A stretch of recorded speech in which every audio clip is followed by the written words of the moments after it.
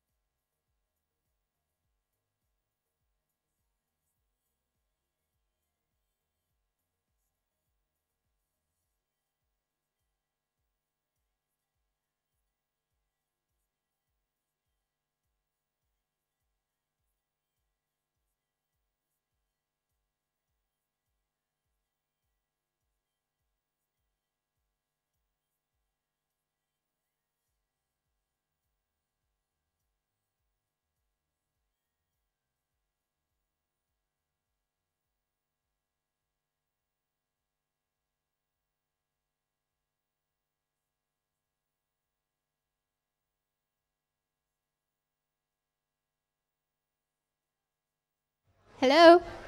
Hi, guys. Can you guys hear me? Hi. Wow, what a full house today. This is really one of the fullest house we've ever had in the past 4 meetups that we've ever done. So thank you for being here. This is also the most interesting because this is the meetup where we actually did not announce our speakers lineup. And all of you are still here. And I have to say, yes, give yourself a huge round of applause for being ever so committed to learning, meeting new friends. I know there are a lot of new faces here today because when we go through our tickets, we realize that our public tickets, so public tickets are tickets that's available for public and they have not attended any events before in Mindvalley, and it is sold out. So we actually open up 30 tickets for public, and because it's sold out, we have to open it to 45. And I think we sold 42. So we have 42 new people in this room today. So let's see who are the new ones who's never attended Mindvalley. Wow! Wow! Woo, welcome! So for all the alumni, can we give all of them a round of applause? Amazing. So just to reiterate it again for all our new people here, the real objective of a Mindvalley KL meetup is really to grow a community of people who are just so passionate about learning and growing and really just seeing how we can just take on new ideas that can really push us as human beings. Definitely. And I just want to, and on top of that, something that will be really interesting today, it's really that we have, I mean, not that all speakers are not surprise speakers since you don't know any of them. We actually have Maybe we don't have any speakers today. Oh, wow. Or maybe we'll just choose some of you since it's on public speaking. That would be fun, right? Oh, no. Oh!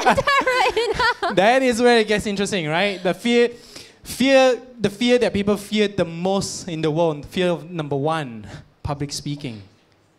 That explains the sound. Awkward silence. Suddenly there's no more laughter. but that said, we do have one of our participants today who will be taking the stage. And for all of you who are new here, you don't know this, but because in conjunction with the topic of this meetup today, we actually invited one participant who came for our previous meetup to be sharing the stage today. And we let me just tell you, we received a lot of applications of people who want to speak, who really want to share their ideas, share their knowledge and so on. And it's really tough for both of us to choose. But at the end of the day, we can only choose one. So for all of you who actually submitted your video application to speak, I congratulate you. I really appreciate you for committing to do that. It's not an easy task. So if any of you are here, then give yourself a round of applause, all of you. So without further ado, I think we will get started. So let's introduce our first speaker. She has got more than 27 years of experience as a teacher, trainer, and coach, and she specializes in teaching people on mastering the art of public speaking. Who here has heard Vision speak before, whether in videos or real life? Do you think he's a great speaker? So guess where he learned it from? Please put your hands together for Rupi Lakiani.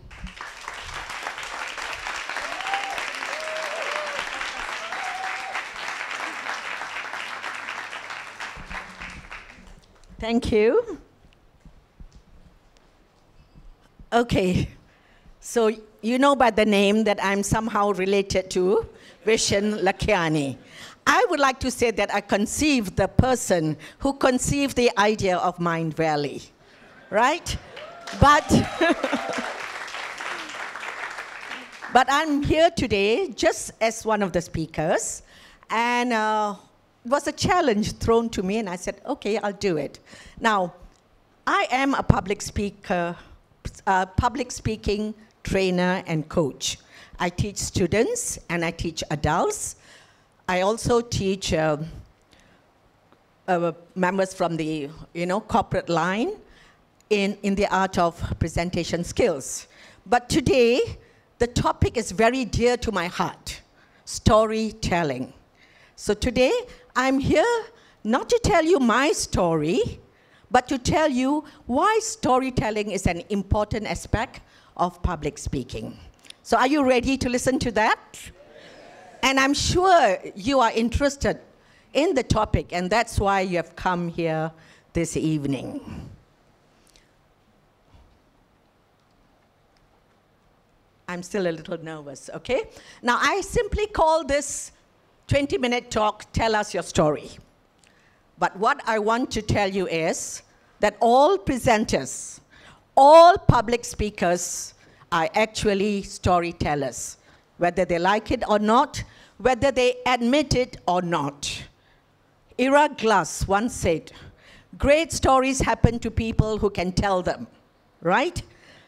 Two people may have the same story, the same experience. One may just say, I'll give you an example. 3 of my students went on a pilgrimage to India. And then I asked them to share their stories. The first one said, oh, it was a tough journey. Terrible terrains. We had to ride on donkeys. It took so much out of me. I don't think I'll go again. The trip was interesting, but that was the end of a story. I asked the second person. She was a little bit more positive, and she said, oh, it was a very challenging journey, you know.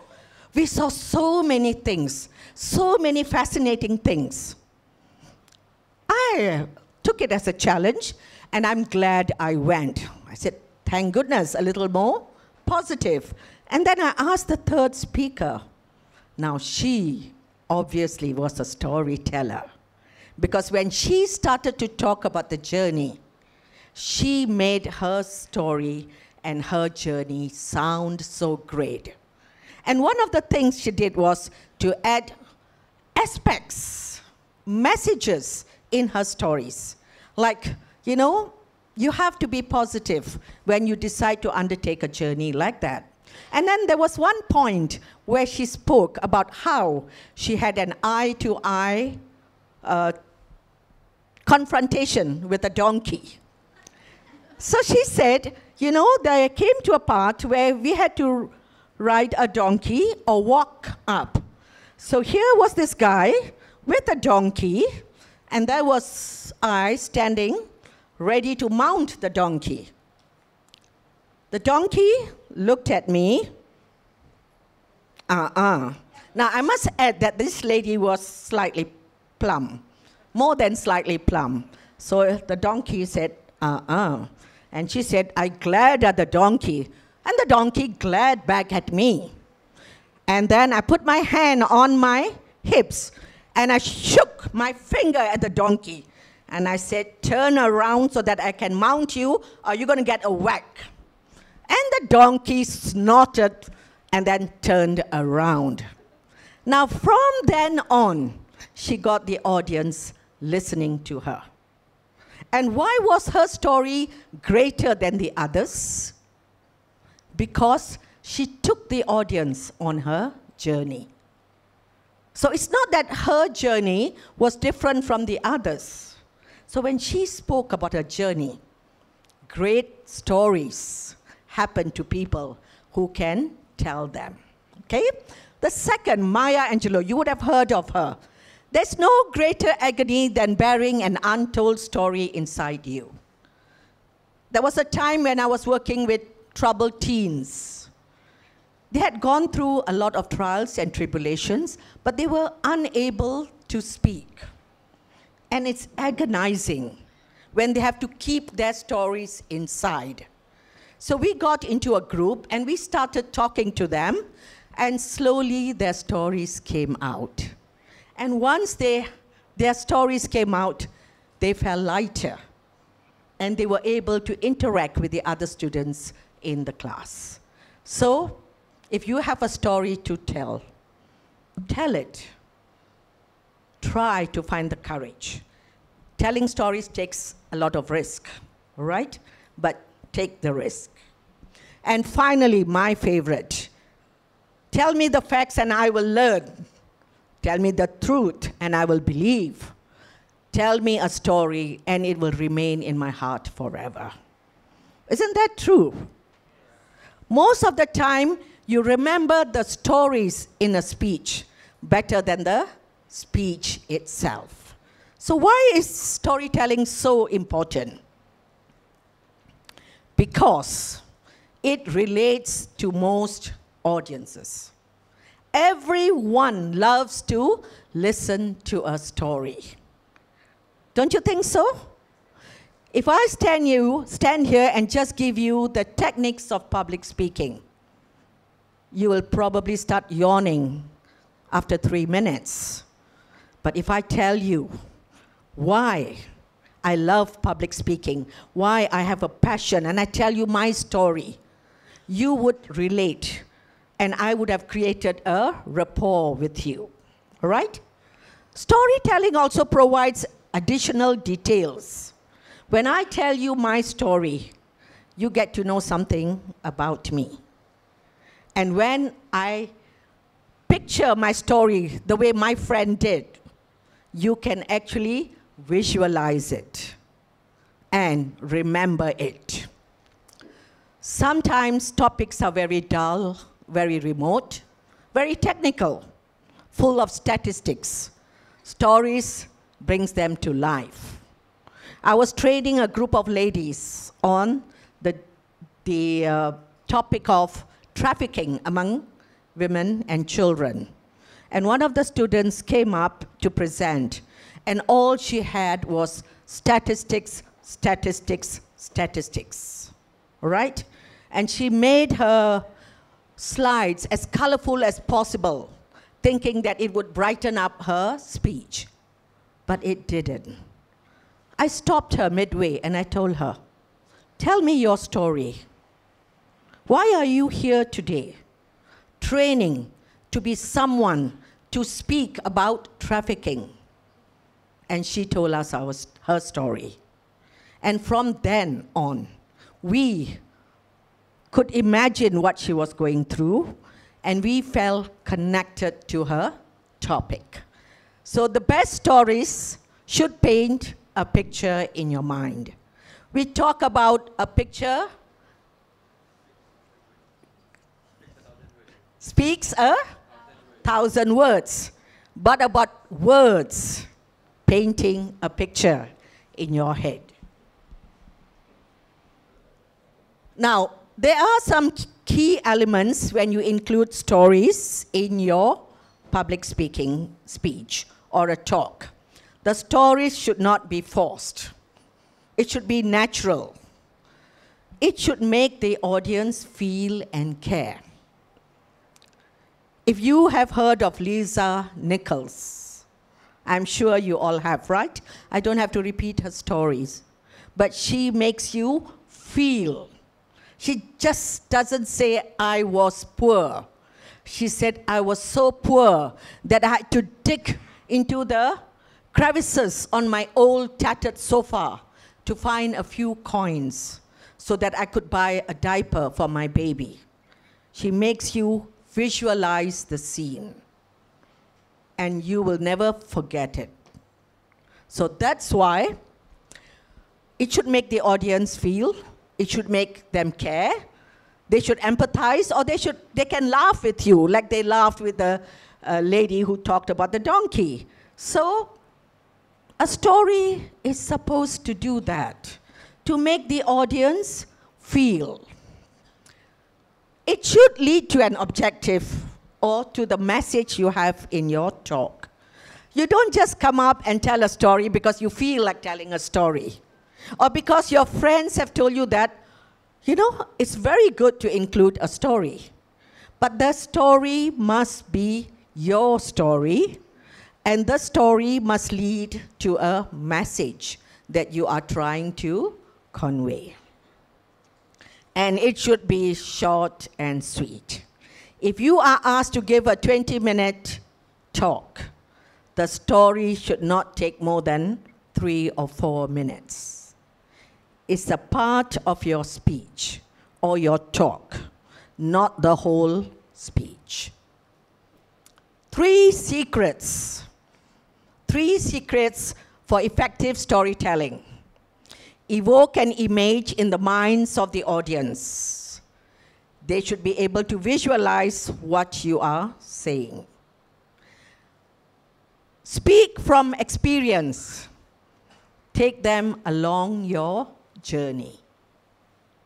So when you tell a story, you actually want the audience to be a part of your story, to feel and to visualize. Start with the end in mind. What is the message you want to leave them with? When you decide on the story that you want to tell, you decide what is the message that you want to convey in your talk. Is that story relevant? Will that story lead to your objective? Or is that story just a story? Okay? So, 3 secrets. Now, remember Lisa Nichols? I used to watch her videos on YouTube, and I was so impressed with what she had to say. And then I met her, and I was so excited. And I told her, you know, Lisa, I have started to show my story, not just tell my story. She said, you go, girl, you are my kind of lady. She was so happy. And she was so happy because she felt that I understood what she was trying to say. When you show your story, it's not showing by pictures. It's not showing diagrams. It's showing using your words. All right? Now, because I am a trainer, I was just asked to add in a little bit of teaching aspects into this talk. So I'm going to do that very quickly. How many of you have a problem when you are trying to write a speech? Okay, more than half. What is your problem? Is it starting or not knowing where to start? Usually, when you try to write your message or your speech, all the ideas are there, but they are chaotic, all right? They are chaotic. You are thinking of something nice, you put a smiley. Now these, imagine this, visualize these as the content of your talk. That is your talk. Now you have to structure your talk so that it makes sense. I have used this method the last 8 years, and my student says that was the most effective way. I tell them to try and arrange these diagrams into a speech.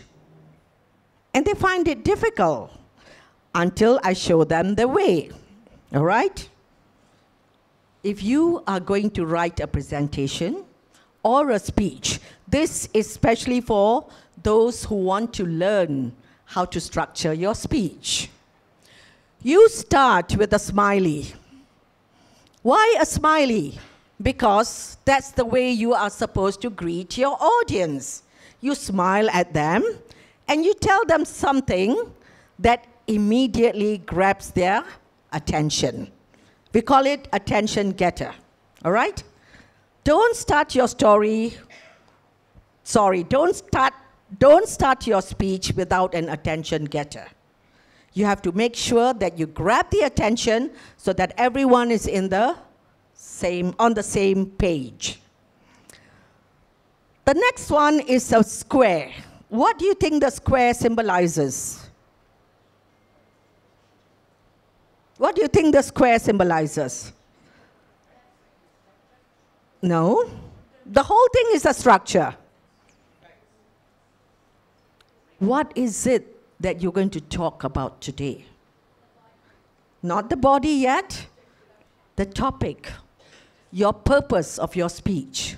So once you have got them comfortable, you've got them smiling with you, tell them what you are going to talk about today. All right? That's in a small box. And then I have just put it as 3 stars. These are the main points in your body, in the body of your speech. Normally we say do not go beyond 3 points, okay? Do not ramble. But sometimes people do. Believe me, stick to 3. That is a rule in public speaking. And then, of course, there's a circle. What do you think the circle represents? Good. Summing up. All right? You are rounding up your talk. Once you round up your talk, that is, you're telling them what you have talked to them. And finally, you leave them with something that has touched their heart. We call it a memorable statement. All right? A memorable statement, something that will get you the applause, something that will touch them and make them think. Always end your speech with a memorable statement. Your speech can be boring, but if you have a memorable statement at the end, you will get the applause. All right? So this is a very simple structure of an effective speech. Students can use it. Adults can use it in their presentations. So this is just a simple structure. And right now, I'm going to round up, all right? And I'm going to wrap up with a question. What comes first? Your speech. Were you paying attention? Why a smiley? Yes, it's something to make you smile, and it should include your attention getter. What comes next? And what is the square? The purpose of the speech. You are leading them into the topic of your speech, all right? Then what comes next? The 3 stars, and that would be the body. You could have just 1 star, 1 main point. If it's a 5-minute speech, you could have 2, you could have 3, but try not to make it more than 3. And then after the stars, you sum up or round up your points, and finally, you leave your audience with a memorable statement. All right? So I'm not here to tell you a story today, but I'm telling you why it's important to include storytelling techniques in your speech. And the other speakers are going to come up and share their stories. Thank you very much. It's been a privilege and a pleasure.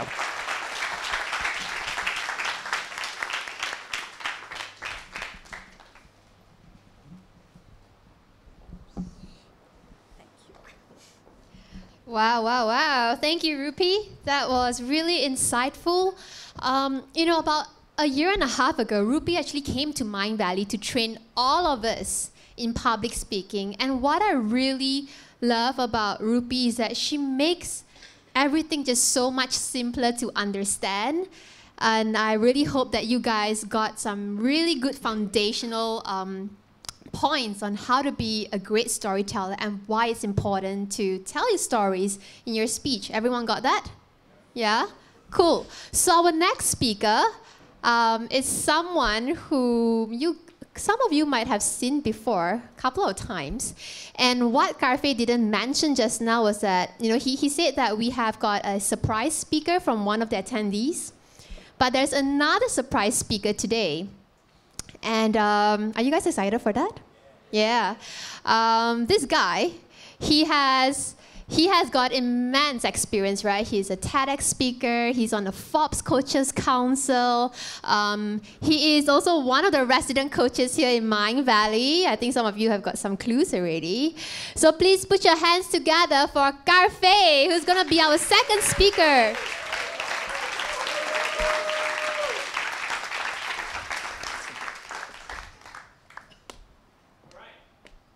So, technical glitch number 1, too loud. Right, so as Susan mentioned, I'm one of the surprise speaker or not so surprise speaker. But today I'm really here because because this is really something that's really personal to me. And it's personal because for many reasons. One, I used to have stage fright. I used to not be able to speak in public. 10 years ago when I started speaking, 11 actually, when I'm given a mic on stage in front of 500 people, the first thing that I did was to cry. 10 years ago, 11 years ago, that's what happened to me, and 10, 11 years after, here I am in this stage. And second reason why I really wanted to speak on this topic here in this hall is because this stage right in front of you here is my no-go zone. Why do I say that? I work in Mindvalley. I'm the resident coach in Mindvalley. And one of my biggest fear is actually speaking in front of people whom I know. I can speak in front of 2,500 people in an HR conference without batting an eyelid. I nailed it. I was one of the best speakers. But if you want me to be on stage here in Mindvalley, I was terrified. For me to speak here for like 3 to 5 minutes will take me 10 to 15, not 10 to 15, like hours of preparation. But for me to deliver this today, it's me stepping out of what I'm uncomfortable with. And it is my statement to myself and to all of you here today that public speaking shouldn't be your first fear. Trust me, there's a lot more things to be fearful of. So by the end of today I'll be sharing with you my storytelling, my techniques of storytelling, which I've used over the past 10 years in my coaching experience, and how you can use it to create and make a positive impact in people around you. Does that sound good? Yeah. Awesome, let's get started. So let's meet Adam. Not his real name, and this is not his real picture. Just a disclaimer. Let's meet Adam. When Adam came to me about 2 years ago, he was a startup founder. He had started a startup company in Singapore for almost 2 years. That was 2 years ago. And he was really doing well in terms of building the startup. They got a couple of rounds of venture funding. It's a data analytics for startup based in Singapore.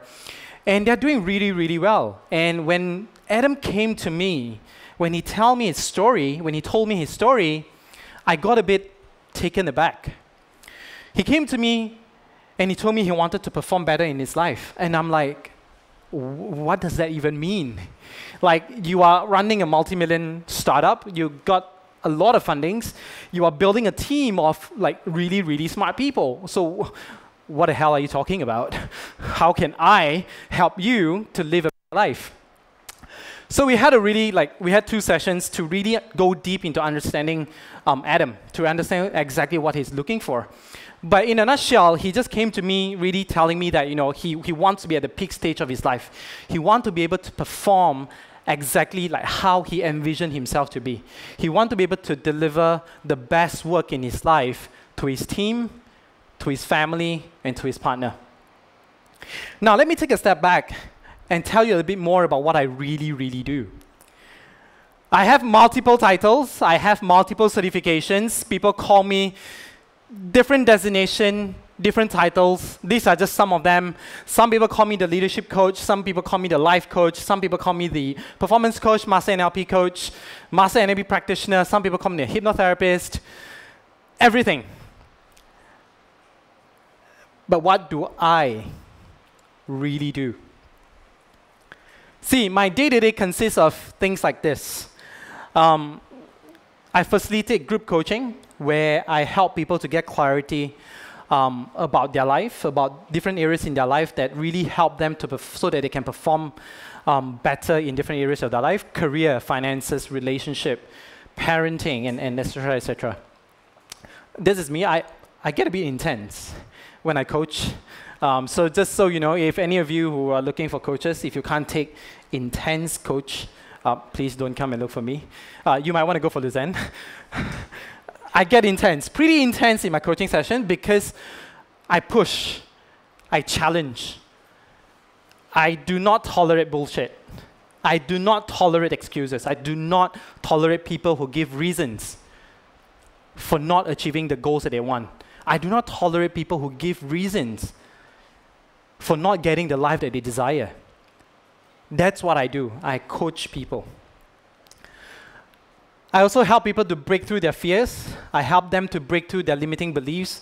I help them to really get down and dirty about understanding the root cause of why they're not performing in different areas of their life.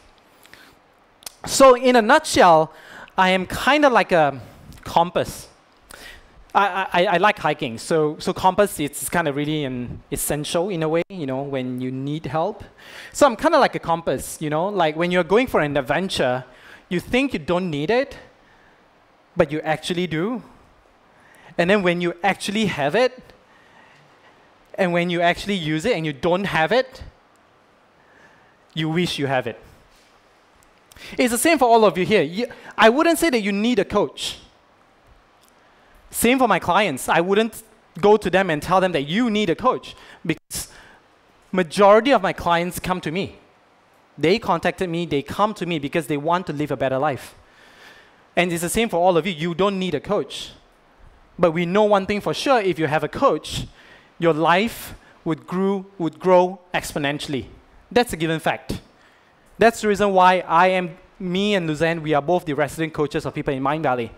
And if you have any friends who actually work in Mindvalley, you know they're generally more positive, they're generally happier, they're generally, just way more productive than the general population, I think.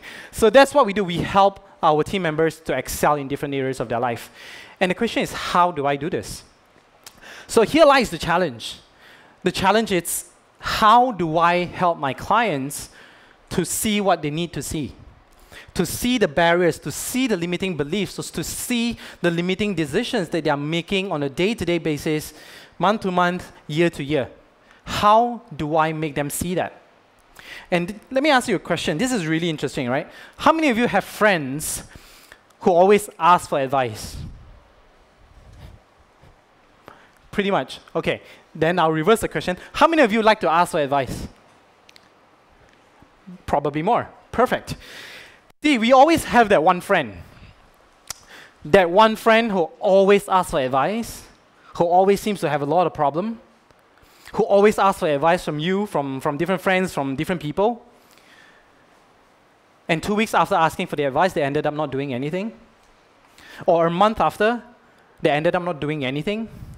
Or 6 months after, they're still asking for the same advice, and they're not doing anything about it. Do you recall a friend like that? Yeah, I see a really strong nodding heads. Yeah, so those are the kind of people that we have. Those are the kind of people that I coach. Because they know they have to do something, but they don't do it. And why? Why is that so? So how can I coach them? How can I use my coaching skills, my different techniques, to really help them see it and actually decide to take action on it? And there are multiple reasons for this one. There are 2 things that I really help my clients with. This is a famous quote by Robin Sharma, and something that I personally, encounter every single day when I coach my clients. Change is hard at first, messy in the middle, and gorgeous at the end. But the challenge is, how will I be able to help my clients to go through the first, the middle, to see the end? We all know change is hard. And for me to go to my clients to tell them that you need to change, trust me, they will not take it well. So how do I help them to be able to go through that first part of change, which is the hardest step, and actually go through the middle part of actually doing something about it, and actually end up seeing the beautiful results that they all have always wanted in their life? And second, tell me I forget, teach me and I may remember, involve me and I learn. So how do I involve my clients in the process of helping them? In the process of helping them in the whole coaching relationship, how do I involve them so that they can see and do exactly what they are supposed to be doing? Okay, so this is the part where I'll be going into the 3 things that you need to remember for the rest of your life. Rupi talked about 3 things perfectly. I'm an obedient student. 3 things only, not too many. these are the three things that you'll be taking with you forever. Because these are the three things that will never grow old. And these are the three things that robotics or artificial intelligence will not be able to replace. Telling story is not something that a robot can replace. When you tell a story with your emotion, and if you use these three techniques, you'll be able to impact lives of the people around you. How many of you would love to be able to impact your family, your friends, your colleague in your life? Perfect. Are you ready for this? Oh, come on. That doesn't sound like you're ready. Okay, so get your paper ready. Or your handphone. I know you're millennials, some of you. Not some, half, most of you. Write down your notes, okay? So, the first one is metaphors. We know what metaphor is, and I'm pretty sure we studied this in the school as well. But what does this got to do with storytelling? The reason why metaphors are important is because they are highly relatable. And they are very, very personal. You might have heard of this short metaphor before. Give a man a fish, you feed him for a day. Teach a man how to fish, you feed him for life. See, all of you will remember metaphors. And this is why it's important, because that metaphor itself, that like 6, 7 words, would enable the people around you to think for themselves. They will make their own self-reflection, their own judgment, and their own personal assumption. And that's where the beauty lies. Let me tell you why. No one likes to be told what to do.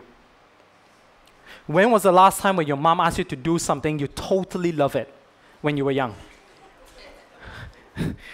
that laugh kind of sums up my story. But that's the point. It's that no one likes to be told. But what if they found a lesson in the metaphors for themselves? That is the power of metaphors. When you communicate, when you tell story, sometimes it doesn't need to be a personal story. It could be a metaphor. It could be just a short story that you hear, see, or observe. You could have noticed a kid doing something with the parents. It could be a metaphor that you could use to teach someone something that you want them to learn. And that's the power of metaphors. Number 2 is what I call role modeling. So role modeling helps people to stay focused on the end goal and help people to live in possibility and not fear.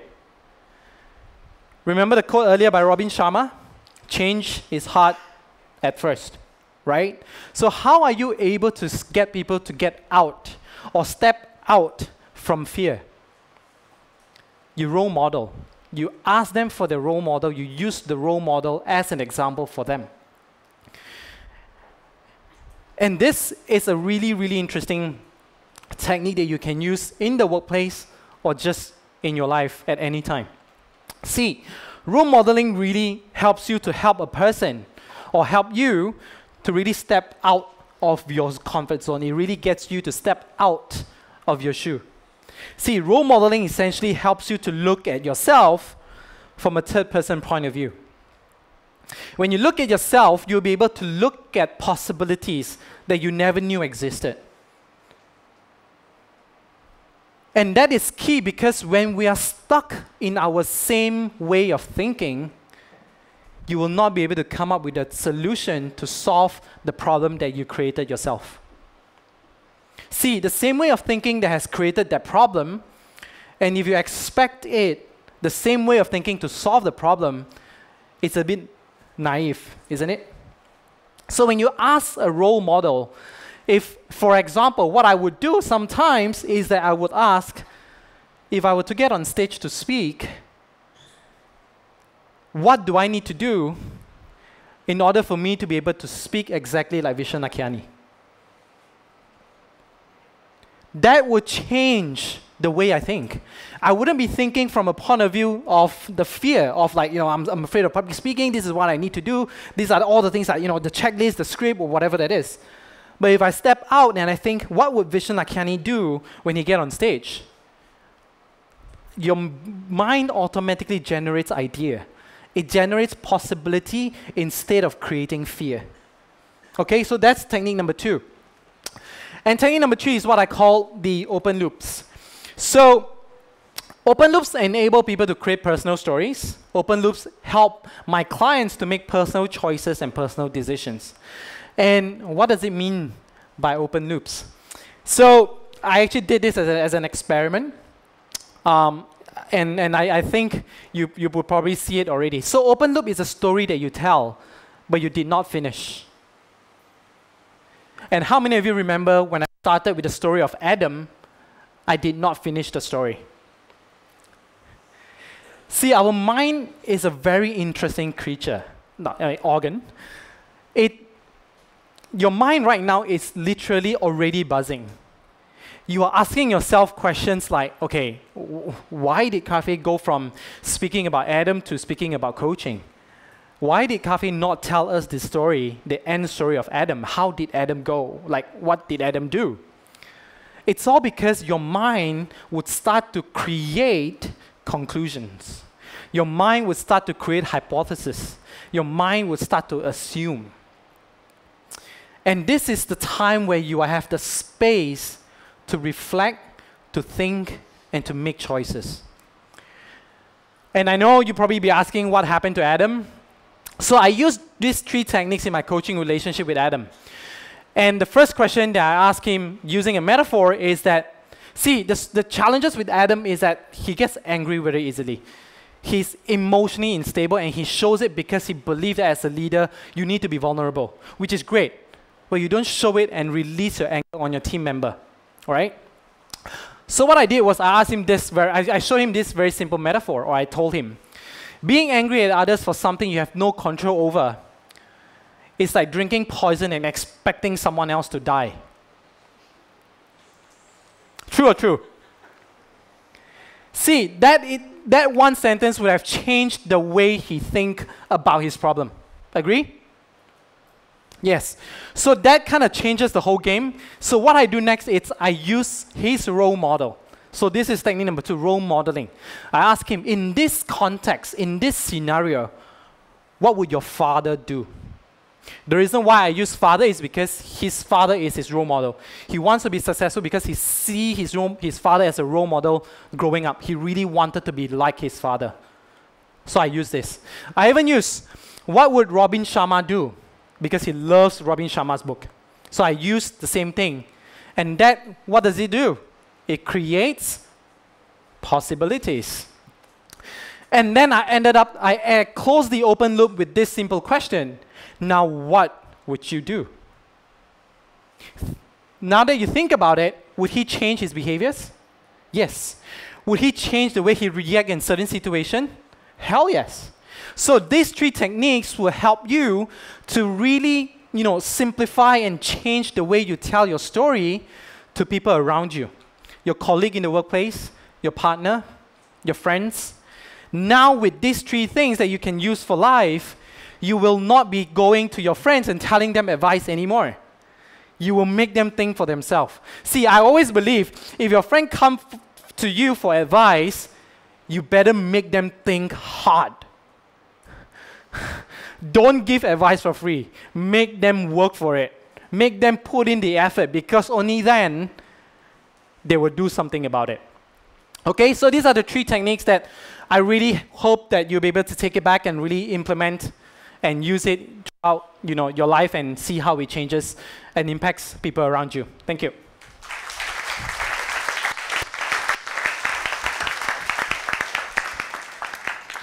Wow, thanks Carfe for that. And I just really want to take this moment to honor Carfe as well, because what he shared about being here on the Mindvalley stage is a true story.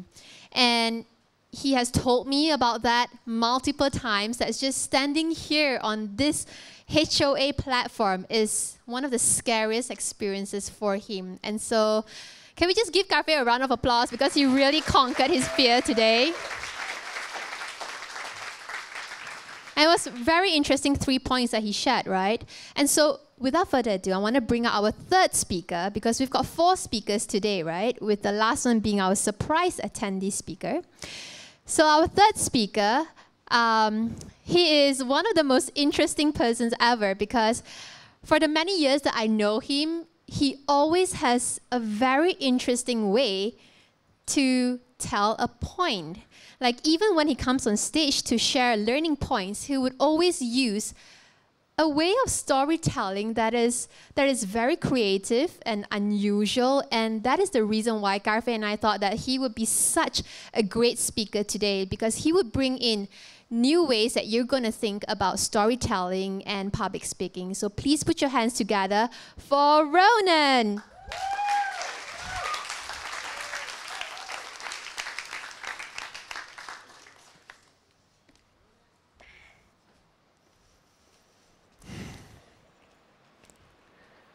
Miss Rupi Lakiani, when she was on stage, she said that if you have 20 minutes, your story should be around 3.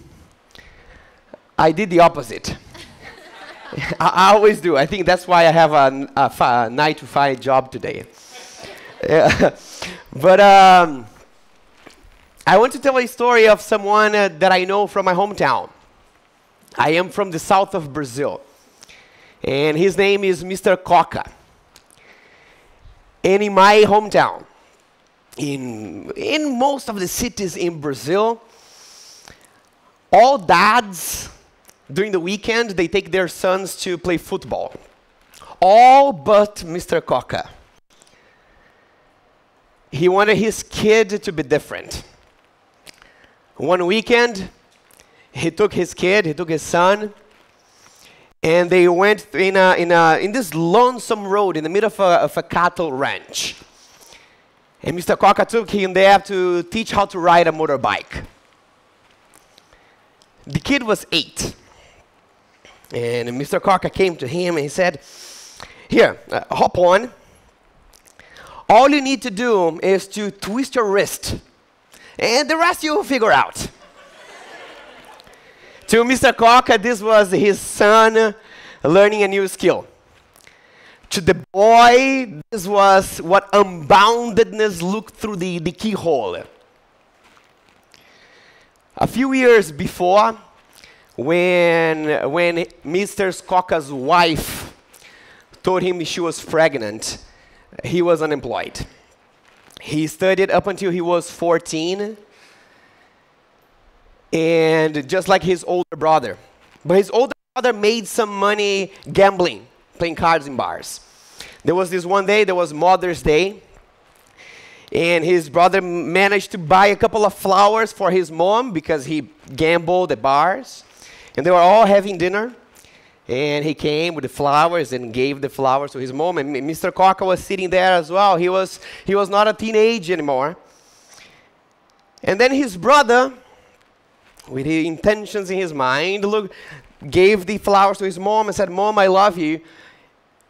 And asked to Mr. Coca, "What did you buy as a gift?" And then the mom said, No, don't worry. He's this low one of the family. He didn't have a profession, but he got, at the same week when he knew that his wife was pregnant, he got a visit from his uncle. His uncle was one of the security guards of the electricity power company. He came at Mr. Coca's house. He sat down. He got a beer. He said, in my company, there's this job opportunity that they opened for a car mechanic. It's dirty job. But they're looking for someone, and they couldn't find anyone that is qualified for this. So now they said that they will look for anyone, even without education or even with no experience. So there will be a rain of unemployed people to get this job. But that's confidential information. This company, they just sign up for the football tournament of the city, and they have no goalkeeper. They'll ask you about it. And Mr. Coca was the worst kid at school playing football, but it was his opportunity. So the next week he went to the company, and he was there in the workshop the car workshop is a electricity power company, but they have a lot of cars and they need someone to fix them.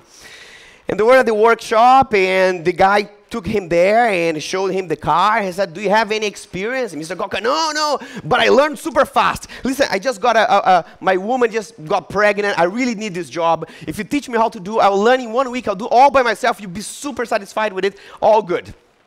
Then, the interview went well, and they went back to the gate of the company.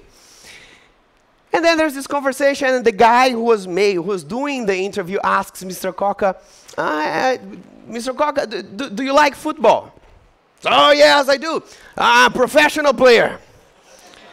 So, what position do you play? "A goalkeeper." Following Monday, Mr. Coca started his first day at job. The following Saturday, they put him to play. They lost 6-0. They took Mr. Coca out of the football team, but they could not fire him from the company because he didn't know how to play football, right? And Mr. Coca has been in the same job for 35 years now. A few days after his first day, after the football game, his wife came to him and said, "It's a baby boy." And Mr. Coca, it was his dream to have a son. And all he wanted was this son to become an engineer. And to study well, and to be successful, and to have money so he could have the possibilities that Mr. Coca never had. But having one more person in the family was pretty hard. Mr. Coca needed to work a lot to sustain the family. While the kid and his mom were at home, Mr. Coca was lying behind and under cars and trucks, and whipping the grease out of his forehead. It was hard work and light money. But the boy wasn't easy to deal with either. He had too much energy. It was like had a beast inside. He wanted too much.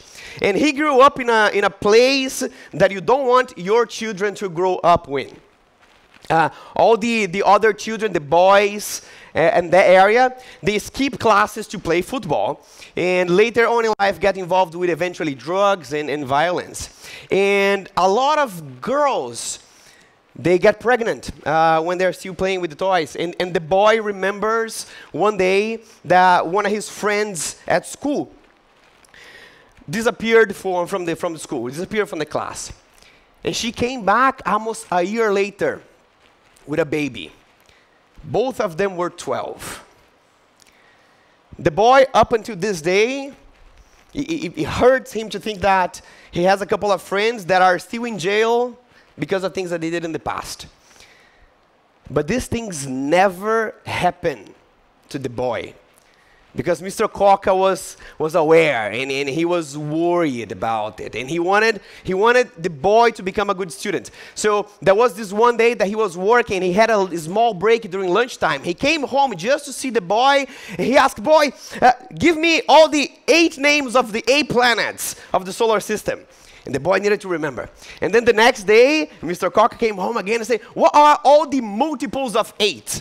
And Mr. Coca didn't even know that. But he wanted his son to become a bright engineer one day. But Mr. Coca was worried because the son used to study in the public system. It's not too quality study. It was hard. It would be hard to become an engineer with that. So Mr. Coca didn't think twice. He started working even more hours. He sold his small car.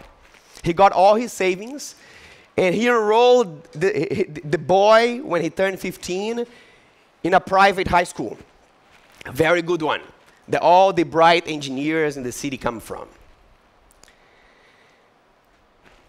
The boy never knew that out of 5 evenings in the week, Mr. Coca would come home late and take pills for anxiety. But all these worries, they would go away in the weekend because both dad and son would go ride motorbikes together. You twist your hop on, twist your wrist, and the rest you figure out. And there was this one Saturday, they went to the mountains. There was this other Saturday, they went to the ocean.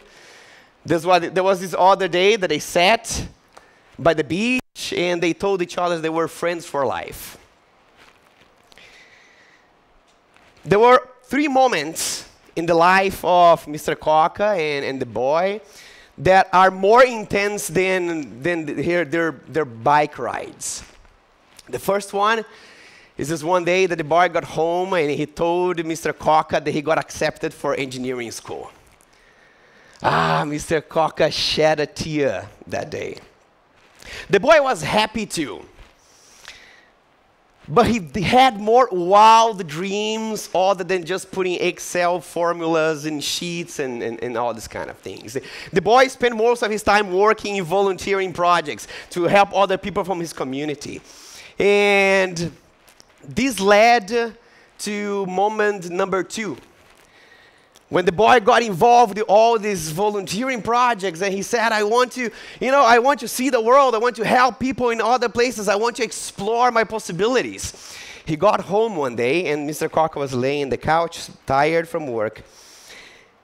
And the boy sat beside him, and he says, Dad, it's my last year of university, and I just quit engineering. And next month, I'm moving out of this house. I'm moving out of this country as well. I will be working as a full-time volunteer for 2.5 years. Mr. Coca didn't shed a tear at the moment. And out of all the words that Mr. Coca could have said, he spoke none. Because anger, you express with words. But disappointment, you express with silence. They didn't speak to each other for 2 months. And the boy went for the adventure of his life. He got a bus, he went to a neighboring country called Paraguay. And there he stayed for 2.5 years. He had no money, he had no preparation, he had no support, but he had learned since he was a kid that everything he needed to do was to hop on, twist his wrist, and the rest he would figure out. And he managed to build a non-profit organization to support community leaders in that country. And things went super well. And the boy started to travel for more than 20 countries to speak at conferences and to give trainings. And he spoke at TV, he spoke at radio, gave a couple of TED Talks, and he was living all those possibilities that Mr. Coca never had. And this led to moment number 3. One day when the boy was coming back from a conference in Europe, in Hungary, he went to the airport and he found a phone. He decided to call Mr. Coca for the first time. He wanted to tell his dad that he had been traveling, he had been doing things, but he had seen snow for the first time. And Mr. Coca picked up. And the boy told all his story. And what Mr. Coca said next, that the boy can remember for the rest of his days with the voice as though it was yesterday. Mr. Coca said, son, I'm really proud of you. His son, the boy, continued traveling. And today, Mr. Coca and the boy are in opposite sides of the world. The other day, Mr. Coca was at home and he got the helmet that the boy used to wear. And he thought he was there wiping the dust out of the helmet, and he thought that if he had done anything wrong, because the boy ran away as far as he could. But the boy knows the other side of the story, that Mr. Coca was his real superhero. Mr. Coca thought that maybe he should have taken the boy to play football to begin with. And the boy doesn't care not knowing how to properly kick a ball. What Mr. Coca gave him was the most valuable thing that you can give to someone you love. It's freedom. Now the boy knows that freedom has two wheels, runs like wildfire, roars like thunder. And whatever path he chooses in his life, whatever road he chooses, he just needs to hop on, twist his wrist, and the rest he'll figure out. When I tell a story, there are a couple of things, a couple of elements that I like to bring to try to put everyone in the same page, to try to put everyone watching a movie that is happening inside your minds. And this is something that happens with stories. In fact, it's the most efficient way you guys can ever communicate. Stories date 150,000 years ago. Before we could write, we could tell stories. That's how we would learn how to survive. Paintings on caves made us learn with each other. So your brain is wired to feel excited or to feel engaged when you're hearing a story, more than when you're hearing facts. There are things that happen in someone's brain when they are in the audience's brain, when someone is telling a story. And one of the most interesting things is this thing here on the left down corner that's called mirroring. Whatever happens in the chemistry of the brain of the speaker, emotions that he's feeling, if he's telling a story, all of the sudden, little by little, the brains of the audience mirror the same chemistry. This is the reason why if you have a little baby and the baby kind of does the same thing. If you put the tongue out, the baby also put the tongue out. It's because you have mirror neurons that are supposed to create empathy. And stories, they trigger that stuff in your brain. So that's why you feel different when you're telling a story, when you're hearing a story, rather than when you're hearing just an explanation. And for the three things, one of them that I really like to bring is the structure. When you think of a story that you want to tell, think of how you put the elements together. A story is not about the content. A story is about the structure of the content. And one of the examples that shows that is this thing called the hero's journey. This was designed by a guy called Joseph Campbell.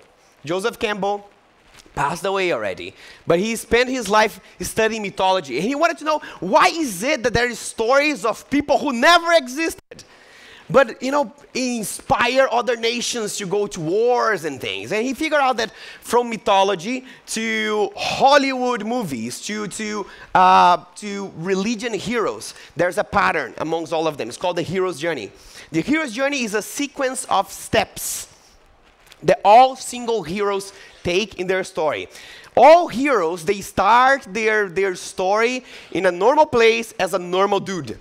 So if you see, Harry Potter, if you know Harry Potter, he's just a teenager in the beginning of the movie that he lives with his uncles. If you watch it, The Lord of the Rings, you see Frodo Baggins. Frodo Baggins is just, for his society, he's just a normal guy. Just like Luke Skywalker. Luke Skywalker lives also with his uncles, and he, has his robots and things that other normal people do. Then the hero receives a call to action. This is something that triggers a possibility, that tells to the hero, hey, there's more to life than this. It might be a letter with a secret message inside a robot, or a most powerful thing in the universe that you have to destroy. And after this, the hero, most of the times, he refuses the call first. That's what happens to Luke Skywalker. He finds the message, but said, I'm no special. Then he comes home, and he says that he sees that his uncle and his aunt were murdered. And the reaction was, have no family, nothing to do, might as well go for the adventure. Right? And Frodo, the same thing. He gets the ring and says, no, this is too powerful. Get back. And he gave back to Gandalf. And Gandalf said, no, this is not for me. This is your mission. Finally, they decided to cross the threshold. And this is a part of the story that when the hero leaves where he lives, and he goes to somewhere magical. So Harry Potter enters in a train, right? And he goes to a magical castle. And Luke Skywalker goes to another planet that he never sees. And Frodo Baggins, he's walking with Sam. At some point, they stop. And then Sam says, if I take one step more, it will be the furthest I've always been from the Shire. And they take and they go forward. This is a metaphor for the hero to leave his comfort zone. And the things go on, and the hero meets a mentor. The mentor is always an old guy with a beard. So that is someone that is helping the hero with some tips, with some tools that are helping on his journey, so that the hero can start facing challenges. There will be things that will be there to stop the hero, but just so that he can prove that he's strong enough and he can pass through this stuff, up until the time the hero faces the darkest hour. This is the crisis of the stories, where the tension is. If you're watching Rocky Balboa and the guy trains and fights everyone, but he goes with the fight with Apollo and he's beat up. That is the moment when the hero dies in some stories so that he can be reborn. That is the moment when the Daniel son from the Karate Kid reminds of himself of his training, and the hero reminds of why they do what they do. And when they are reborn, they are now a evolved being. So they can beat up the villain, and they can find a treasure, whether it's like knowledge or a special thing with a special power, that he can bring back home. So he goes back at the end of the story. Luke Skywalker, Harry Potter, Frodo Baggins, and all heroes, they go back home carrying that special thing. So now they can share this with the people. The structure of the story, you see the content is all different, but the structure is what gives the engagement, what gives meaning to the whole thing. Number 2 is details. And by details, what I mean is in the story that I told you just now, some parts I put a little bit of more details. Most likely, they are the ones that stays in your memory. And the reason why is because when you're giving details, your brain releases more dopamine. The brain of the people who are listening. Dopamine is responsible for focus, attention, and memory.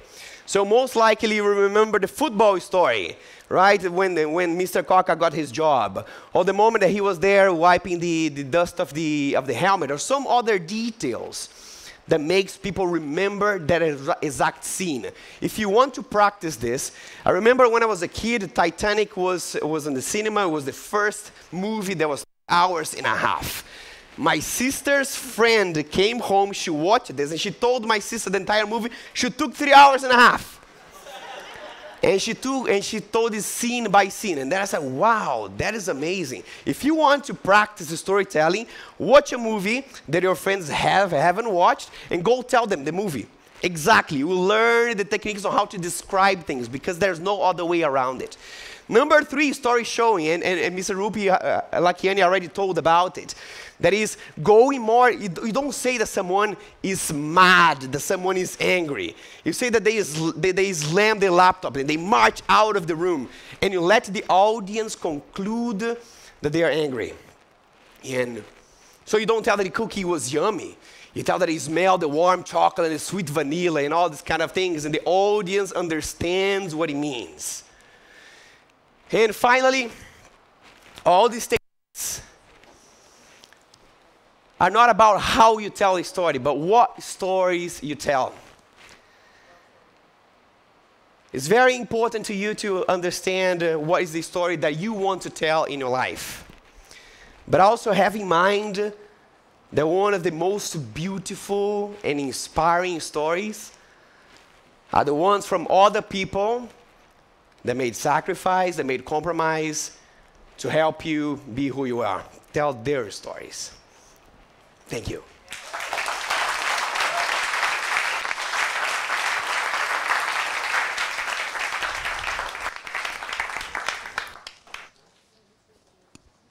Wow. I don't know about you guys, but I was just kept on my toes when Ronan was just speaking the entire time. It was just so engaging. Was it as engaging for you guys as well? Yeah, it was amazing. So thank you, Ronan. I did say that he's got creative ways to share his points across.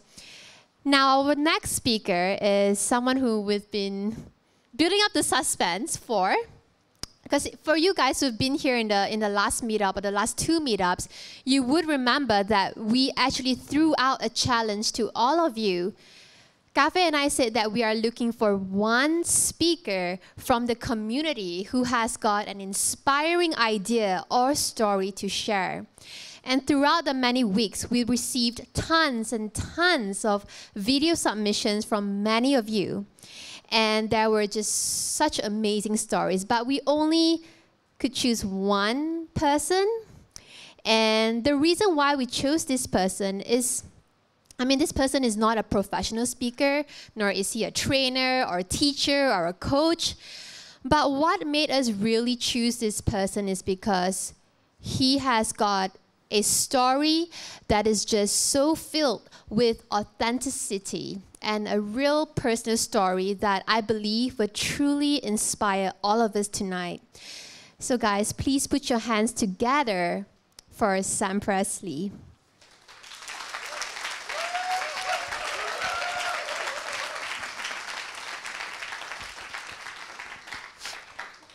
Thank you. If you can't tell, I'm really nervous.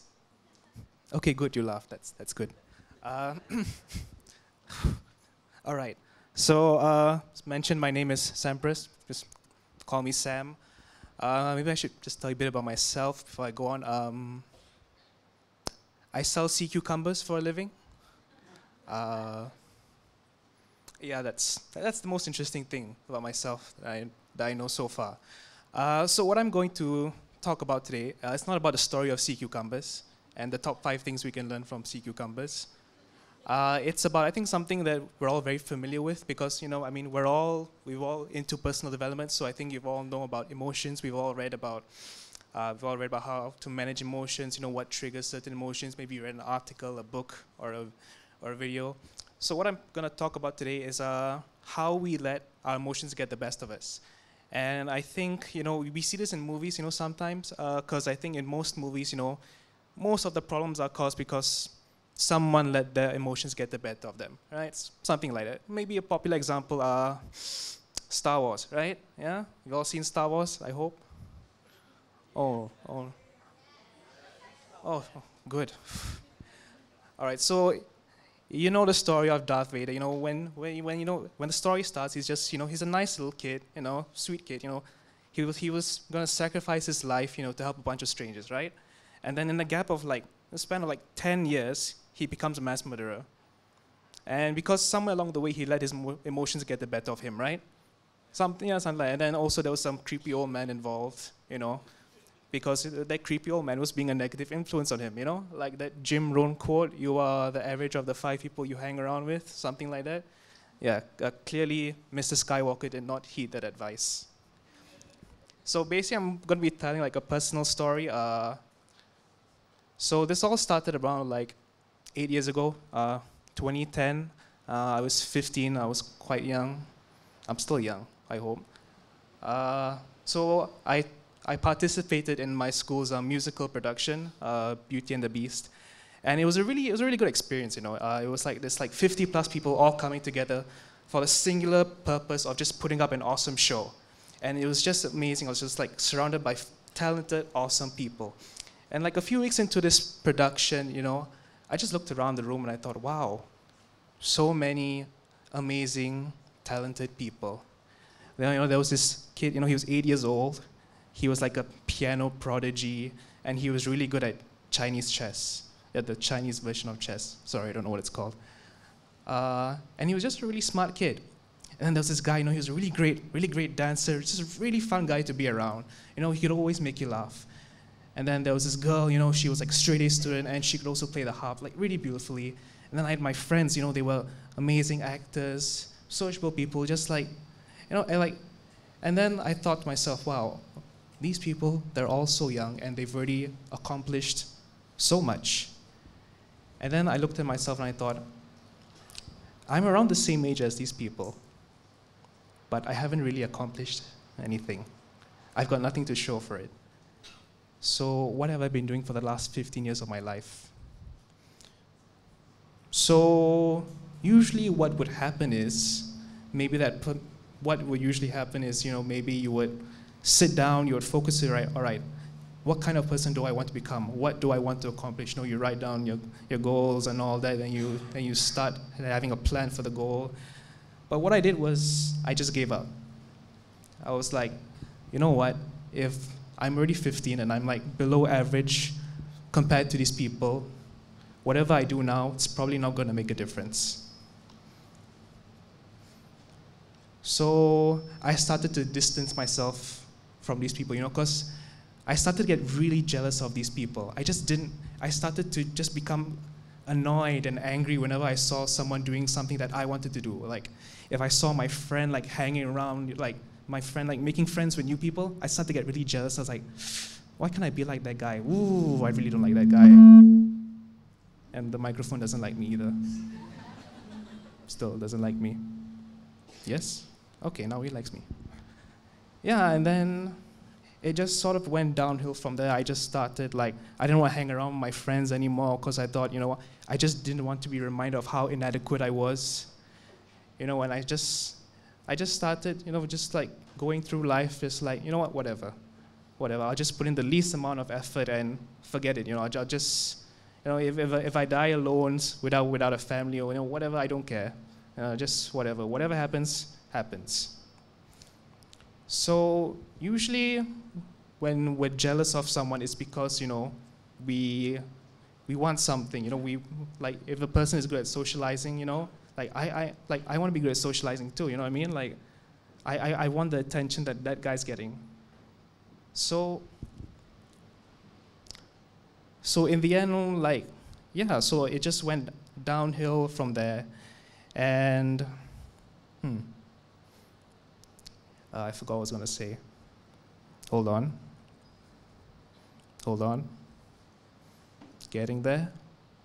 Almost there.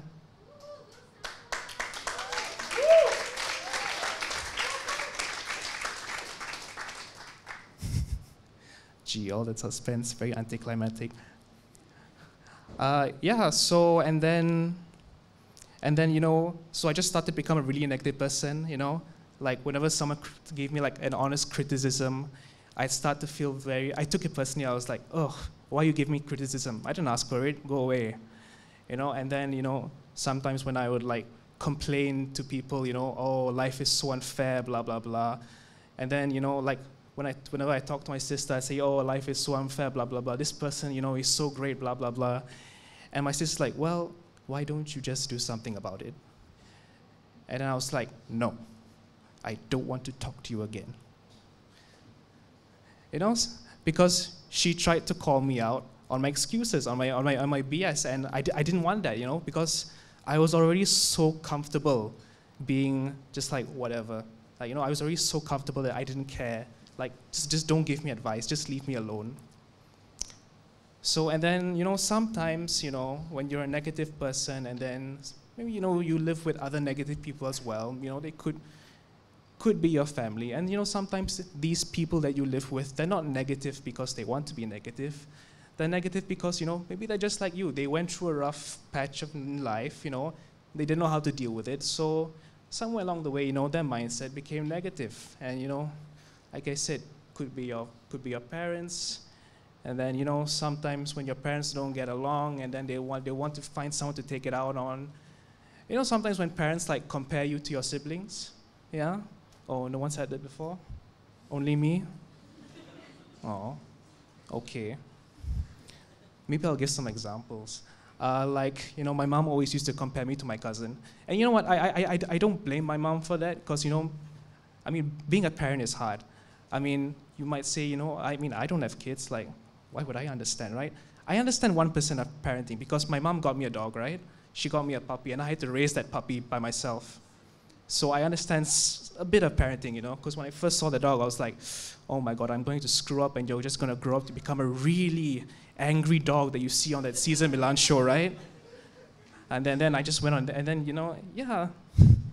The dog is fine, by the way. He's okay. He's a good boy. I raised him fine. So yeah, and then, you know, it just becomes like a loop, you know, like everyone's just saying negative things to each other, and then you just get used to it. You just live in this negativity, you know, and then 1 year goes by, 2 years go by, 3 years go by, you know? And then I think this was like five years had passed at this point. And then I can't really remember what triggered me to think this, but then suddenly I thought, wow, 5 years have passed, and oh right, I think it was because I was watching an Iron Man movie, the first one, and then like, because this is how I measure years by Marvel movies. It's like that's how I measure my life progress, you know? Like, oh, the last Marvel movie, you know, I was like this so and so person, you know. Yeah, it works. So I think this was like, at this point in my life, I already watched like 5 or 4 Marvel movies. And then I think after watching one of those movies, I came back, I started looking back on my life, and I was like, I'm still the same person from the last 5 Marvel movies ago. And I thought, something has to change, you know, it can't be, because there will definitely come a point when, you know, you just don't like the way things are anymore. And I think most of us have experienced that, right? I hope so.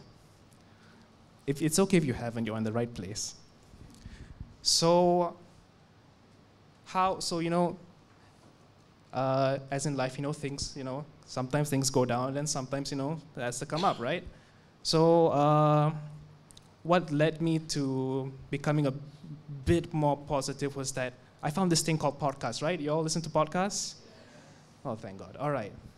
So I started listening to like podcasts, you know, like I think the first one I listened to was something called like Knowledge for Men, and then I found like James Altucher, Lewis House, you know, all these people who would like every week I would just can't wait to download the next episode and then listen to them interview like really great people, you know, going through the struggles in their life, you know, what struggles they went through, and you know what messages they had to give. And you know, it was really inspiring, because I didn't really understand that there was such a thing called personal development.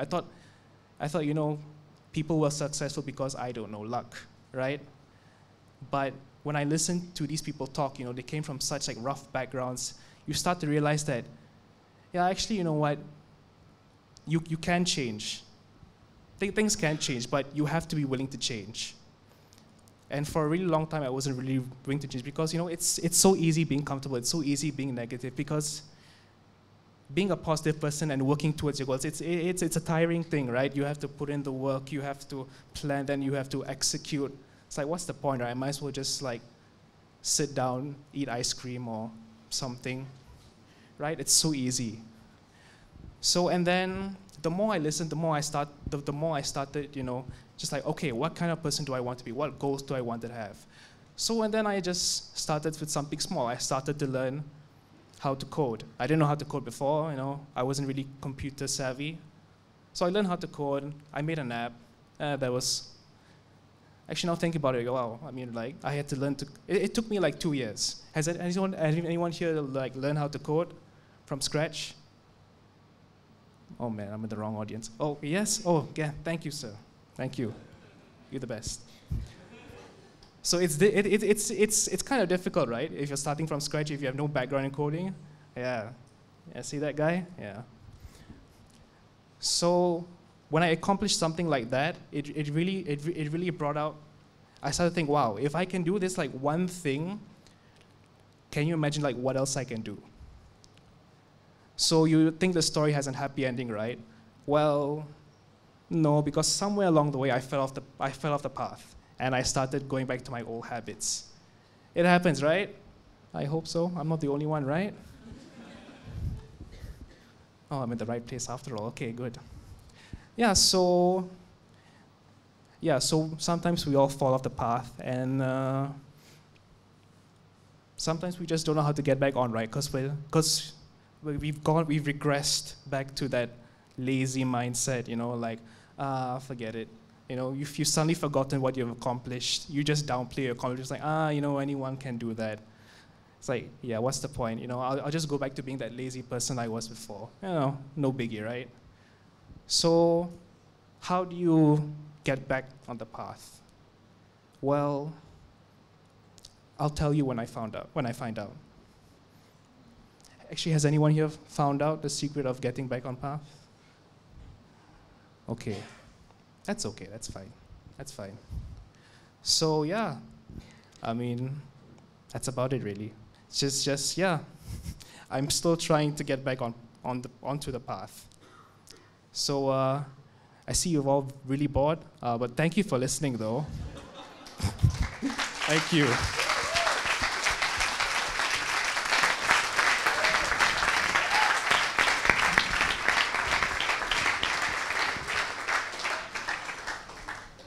We're not bored, are we? I was really engaged. Sampras, well done. And, you know, I just want to honor you as well because it just takes so much courage and bravery to be authentic, to share your weak points, to stand up on stage right here with 150 people that he do not know. And you know, we only gave him a 4-day notice. Yeah, we only told him about that he's selected, I think on Friday, late Friday or Saturday. And he was like, okay, I'm just gonna do it. And that's exactly why we selected Sampras, because when he sent in that 2-minute, that short it was only 1.5 minutes, video to us, there was just so much sincerity and willingness to share his story. And you know, that's all what tonight is about. It's about having that courage to be able to share your own story. Yes, you can learn all the other techniques and tips that all the other speakers were sharing, but you know what's the hardest part? Is to know what your story really is. Yeah? And that's what we really want to highlight. So thank you, Sampras, for closing tonight with everything that we wanted.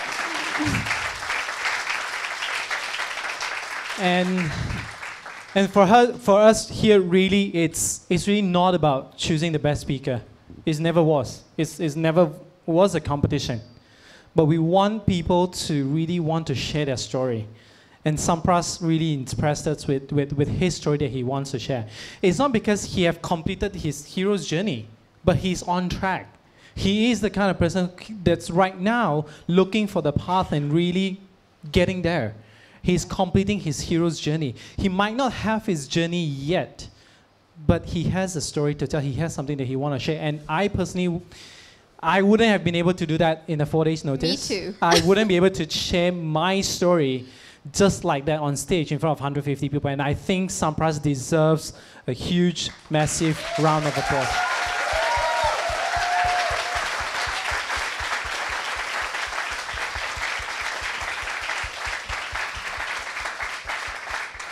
And really thank you, Sampras, for closing the night. Sampras, it's our last speaker for tonight. And again, I just want to thank all of you for being here today, joining us in this evening, slightly longer than usual because we have 4 speakers. And really, and we really hope you get the most out of this. And it really shocked us to see 150 people in this room. We have been doing this for 4 times now, and for the last 2, you know, we have good turnouts, but it was about 70, 80 people. But right now we have double the size. We actually even broke the record for our first ever Kuala Lumpur meetup in January, in which the speakers are like Jim Quick, who trained the X-Men cast in memory learning and performance. And we actually surpasses them. I don't know why, but I think it's the topic that really makes a difference. I know everyone wants to learn about public speaking, and I hope all of you 150 here today get the most out of it. And I just want to wish all a thank you and good night. But I think more than that is that I think everyone here tonight is just so hungry to learn. Yes? Or yes? Right? And that's why you decided on a weekday night to be here, to brave the traffic jams, to be here even after work or uni or whatever that is. You're here tonight because you want to learn and you're so hungry to learn. And you know, for some of you who has been with us from day one, where we had our very first meetup in January all the way up to now, you know, there is this commitment that's just coming from all of you. And you know, what I really want to say is that our next meetup is going to be a little different. It's not going to be a meetup like this, because our next meetup is only going to be limited to people who really want to up-level themselves. And what I mean by that is that our next month's meetup is going to be an event where we are going to be sharing and training you guys content that took Vision almost 20 years to curate. It comes from all his interviews, all his personal adventures with world-class authors and speakers, and that's what the next event is going to be about. Now, I'm going to bring up someone who would be able to tell you guys a lot more about this event, and this person is also a fellow Mindvalley certified trainer, just like Garfe and I. And she herself has been co-facilitating this event and content together with Vision around the world. And so she would definitely be the best person to speak about what our next event is. So please put your hands together for Natalia Sloma.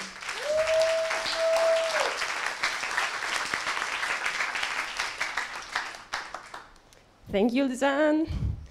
Hello, guys. I'm Natalia. It's a huge pleasure to be here. Like, wow, it's 150 people, really. Still, as Luzanne said, for the last year or even longer, I've been having this privilege to travel with Vision all over the world and organize and co-facilitate this very unique seminar. It's called Be Extraordinary. And what's very unique about this seminar is that Vision developed it himself and put the entire 20 years of his experience into this one very intense day. So I was able to witness all the people in the audience in different locations all over the world going through all these phases. They were during the seminar or after the seminar. I could see how they were boosting their happiness through the compassion or gratitude exercises, how they were releasing their traumas in the very radical forgiveness exercises, how they were getting inspired, motivated, how they were gaining this clarity and this aha moments, and how they were approaching us after the seminar asking for more. But first of all, they were asking, okay, when is the next seminar and where is it happening? So we're like, okay, so we cannot, unfortunately, clone Vision. We would like to, but it's impossible. And he's one of the most busiest guys in the world, so he's not able to travel all over the world and deliver the seminar only. So what we figured last year is to thoughtfully select 40 people, 40 entrepreneurs, 40 coaches, very, very highly qualified, to deliver this content to people in different locations all over the world. And that's how this institution of Mindvalley certified trainers was created. So right now, we have, even this weekend, we have a seminar in Amsterdam, in the Netherlands. In the next weeks, we'll have one in LA, we'll have one in Haiti, so basically all over the world.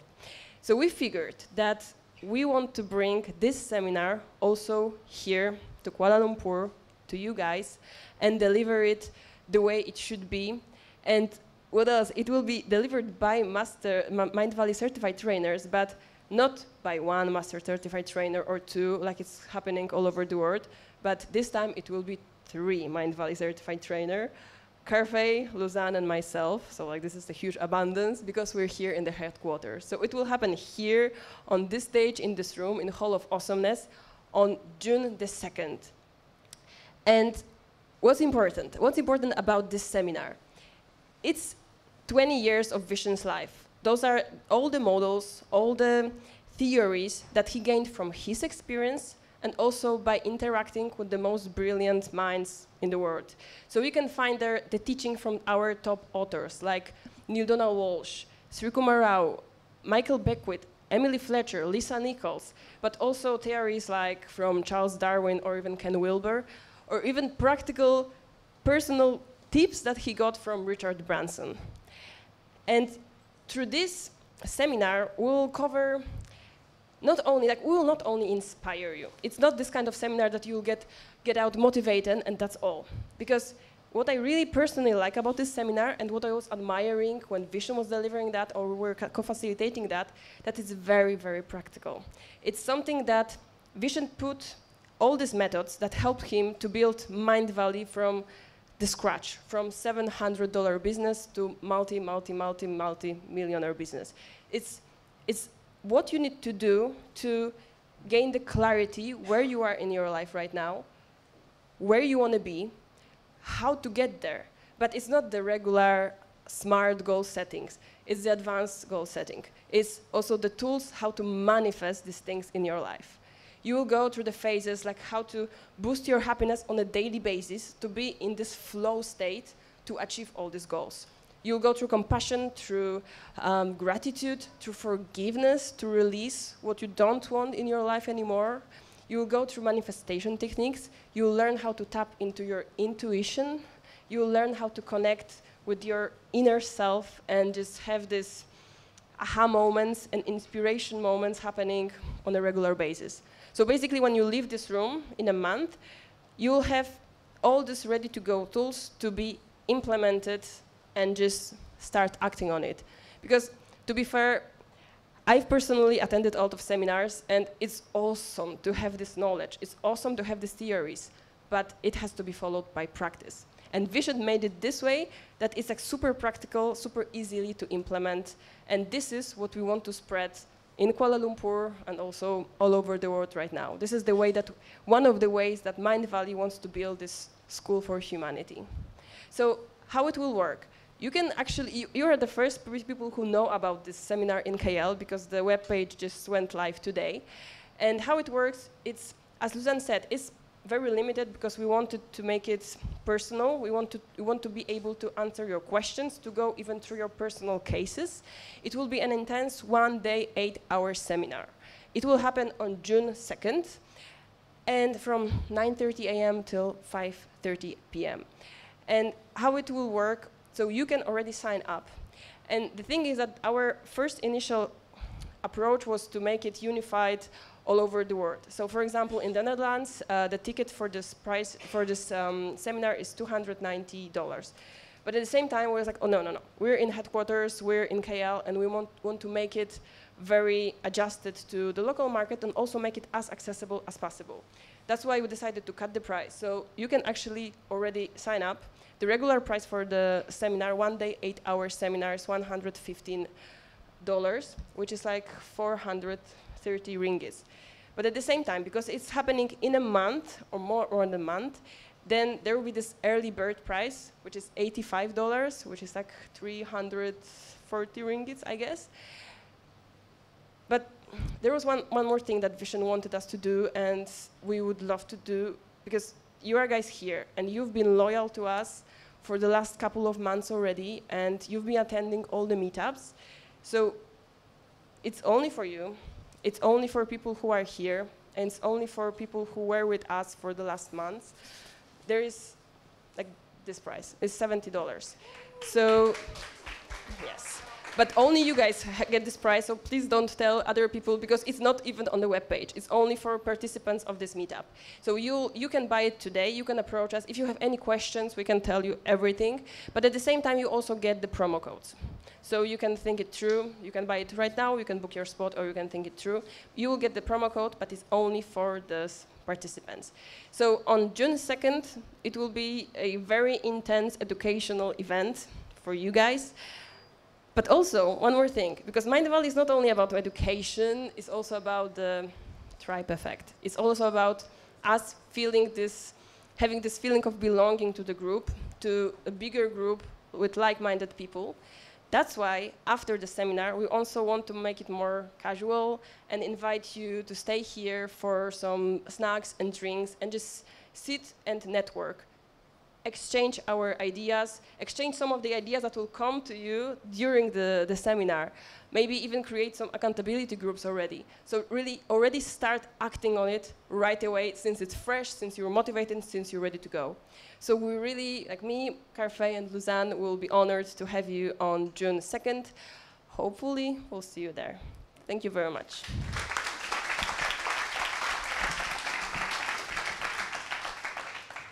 Thanks, Natalia, for that. I just want to emphasize the point again that we can't open this seminar for everyone, just like today, 150 of you, because as what Natalia mentioned, this is not just an event like the meetup where we're just learning things from the speaker. So it's very speaker audience style, but in the seminar that we're going to have on June 2nd is going to be immersive, meaning that you are going to learn from each other, you're going to learn from the trainers, but most importantly, you're going to learn within what's in yourself. And that's what I mean by it being very immersive.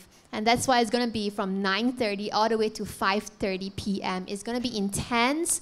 It's going to be a lot of awareness that will be awakened within you. And that is why it's not for everyone. It's for people who feels that, you know what?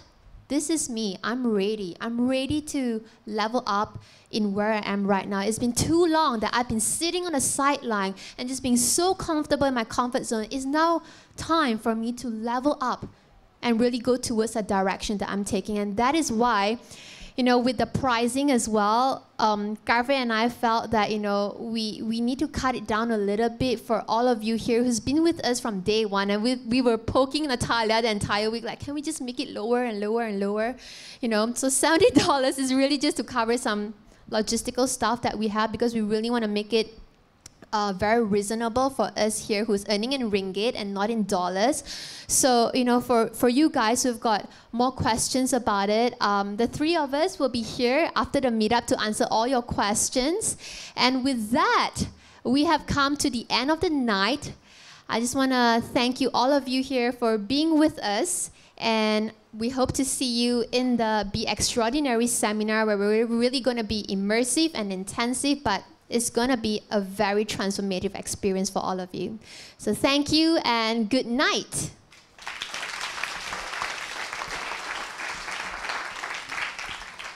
Oh yes, guys, one more thing I forgot to mention. With the promo code and discount that Natalia was saying, check your emails in the next 48 hours. We'll be sending the promo codes to all of you, okay? Thank you.